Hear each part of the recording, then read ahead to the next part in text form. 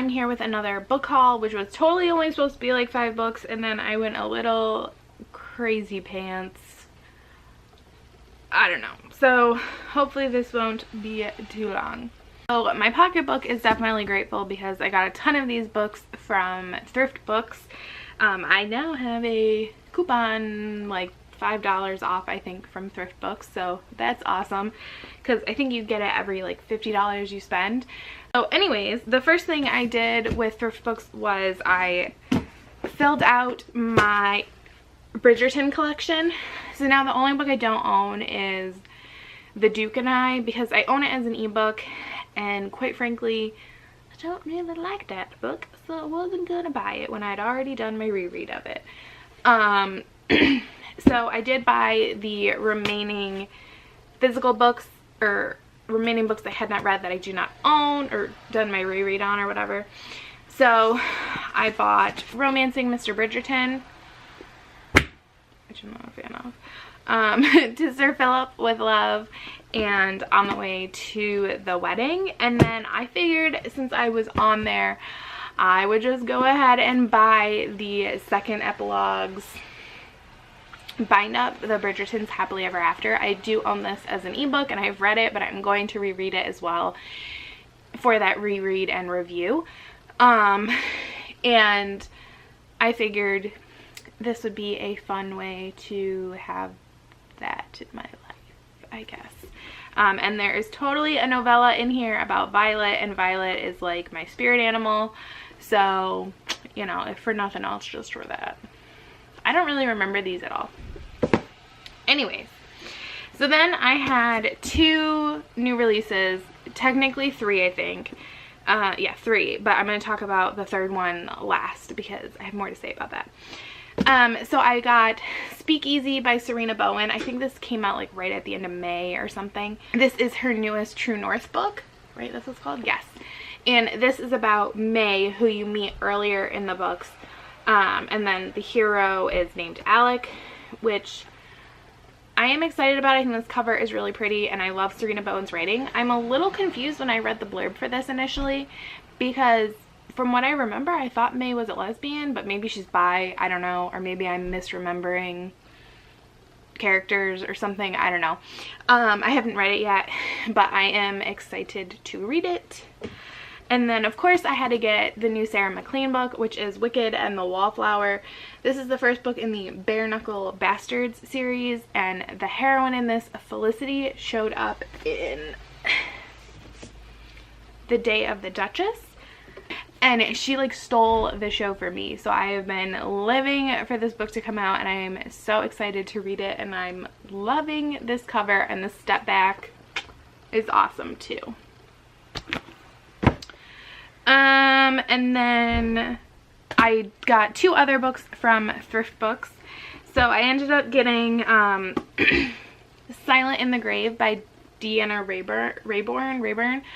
I wanted the first book in her other series, but I think they had it, but it was way more expensive. And yeah, this was kind of an impulse purchase. I'd heard of her before. She writes historicals. I think her books are kind of like Gail Carriger's, where there is a romance throughout them, but it's a much more subtle part of the story and it's more of a mystery. So these characters follow like female detectives, investigators kind of people. So this one follows the Lady Julia Gray novels. But she had done an interview a while ago, but I had just listened to it on the Smart Bitches podcast, and I was like, okay, fine, I have to read it. And so I requested it from the library. It was on hold, and then I was going to thrift books anyways, and I was like, I looked and they had it, so I was like, what the heck, I'll buy it. Ooh. And if I don't like it, I don't like it. It was only a few dollars, it's fine. And then the last book I got from thrift books was this book. It is called Jewels of the Sun by Nora Roberts, and I had been looking for this everywhere because I am working, oh, some of you read this? I'm working on a project for this channel. I'm not going to talk about it, but I'm working on a project, and this is part of that project. It has to do, I will tell you, it has to do with romance and putting together quite a collection of videos for romance. And so this is actually my first romance ever. And I don't think I've ever reread it. So I wanted to buy it for that project, and eventually you'll see what I do with it. And then I was out like shopping. I was killing time basically, so I stopped at a local Goodwill, and they had this book, Judgment Road by Christine Feehan, which I've never read a Christine Feehan book, I'm pretty sure. I believe this is contemporary romance. She writes a lot of paranormal, and it's a motorcycle book, which I don't read a ton of motorcycle. Actually, I don't think I've read any motorcycle romance. I've read like Katie McGarry's Thunder Road series. That's what it's called. I don't know. But that series. So yeah, I'm a little up in the air about the whole motorcycle club thing. But I believe it was Jessica from Peace Love Books had talked about this, and the way she had talked about it, it made me interested. Or maybe it was Smart Bitches, or maybe it was both. Thanks, Murphy. I don't really remember. But it was like 50 cents, or no, it was $1.99. So I was like, you know what? My library doesn't have it. I will give it a shot. And then the last book I got, I actually bought an ebook and a physical copy of this. So I did buy an ebook of this book and a physical copy, and that is, I do not know if you can still buy it or not. If you can, I will leave a link below. I should have done this sooner. Nope, you can, through August 26th, so you totally can still buy this. And that is Cocky Tales, the Cocky Collective. This thing is huge. Like, you could kill a person with this book. And the font is tiny, and I probably can't read some of these because I've seen like blurby things, and some of them are like continuations of existing stories because they are short novellas that were written very, very quickly. I'm not going to go into too much detail, but you can look up online, like Google, or go to Twitter and look up the hashtag Cockygate. Basically, an author trademarked the word cocky in a particular, like, for titles basically on books. And to make matters worse, which there's a lot of questions on whether or not that's even legal. Also, the font that she used for her, or she didn't copyright it, she trademarked it. But even the trademark is a little, like, the font she used is a non-trademarkable trademark or font based on the font creator, so like that adds some other issues. Oops, sorry, Murphy cat. But on top of doing that, the author actually went along and started sending like cease and desist letters. Like, she sent them, not a lawyer, which personally to me is a little suspicious. I've seen some of the emails because authors were posting them on Twitter. So these authors felt like they were trapped. So she basically told them that if they didn't take their books down and didn't change the titles and everything, that she would like sue them and get all of their proceeds and everything. And she was even doing this to people who had written and published their books before her trademark, which I'm not a lawyer, but I'm pretty sure that that's not how trademarks work, but whatever. So a lot of authors did make these changes because they didn't know what to do. And unfortunately, with independent authors, a lot of things you're doing is on your own dime. You're paying for your own editor.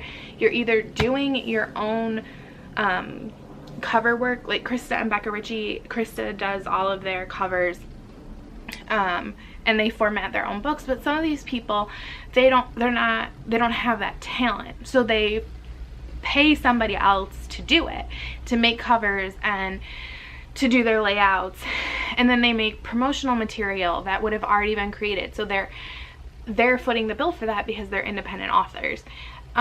So coming to them a week before their book is going to release and telling them they need to change the title, if they do that, then they lose that time, that money, that investment.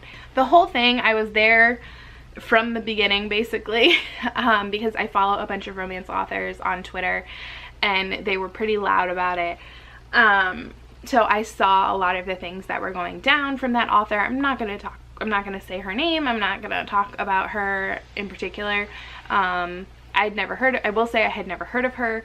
That doesn't mean anything, but I had never heard of her. So anyways, a bunch of authors, a bunch of amazing authors came together and wrote this. And they also have a video, and they created a hashtag, and it was like, there's Fight Like a Romance Reader and Fight Like a Romance Author. And it's the video, if I can find it and link it, I will. I saw it on Facebook, so I don't know if it's like on Twitter or something, so I can link it, because Facebook obviously is a little different, because you'd have to have a Facebook and stuff to see it. But it's a really amazing video, and it touches my heart to know that these people care about each other. Like, even these authors, like, they don't all know each other, you know, and they come together, and the readers come together and to see each other be supportive. And I believe it's RWA, the Romance Writers of America, has also gotten involved, because they are obviously a large organization, so they have different abilities that a regular person wouldn't necessarily easily have access to, so they are involved as well. So this book was published. That's why I bought this and the ebook. The ebook I think was $7.99. This was like 20 something, and I had no issues paying for it. And so all of the net profits of this are being donated to authors already impacted by creative obstruction, so those people who had to change things and have lost profits because of it, and the Romance Writers of America as a general donation intended for their advocacy fund. So yeah, they have an advocacy fund, and that's what they can use to help with stuff like this. You can donate to Romance Writers of America anyways, for their advocacy fund. I saw they were tweeting at the beginning of this, because you do have to pay to be a member of RWA. Some authors obviously can't afford that. You can like donate to them, and they have a fund to kind of like help with that as well. I'm so excited to have this. I read a couple of the novellas, and I plan on reading them, like continuing to read them. Those are the books that I bought for the spring and summer. I think that should be it. Thank you so much for watching. Bye. Oh, no.